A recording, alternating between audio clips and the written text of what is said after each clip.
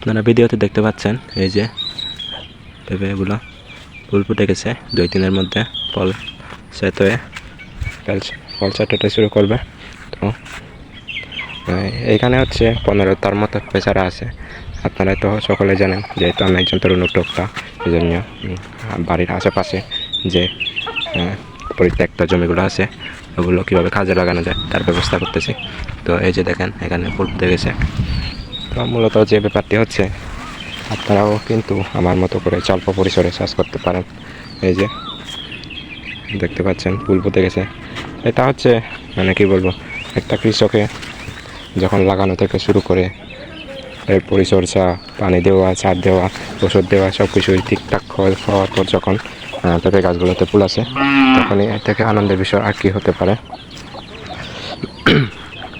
আপনারাও সকলে বাড়ির আশেপাশের জায়গাগুলো, যে পরিত্যক্ত জায়গাগুলো থাকে ওগুলো কাজে লাগানোর চেষ্টা করবেন, যাতে বাংলাদেশে 1 ইঞ্চি জায়গাও খালি না থাকে।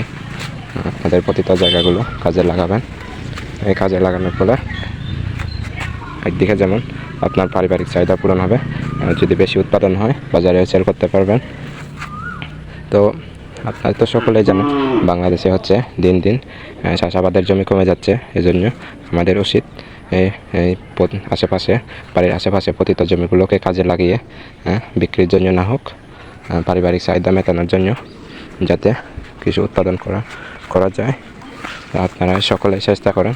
আপনারা তো সকলে জানেন, বাজারে গেলে দ্রব্যমূল্যের যে ঊর্ধ্বগতি, 500 টাকা দিয়ে গেলে বাজারের ব্যাগটাও ভরে না। তো আপনারা সকলে কিছু না কিছু করার চেষ্টা করবেন।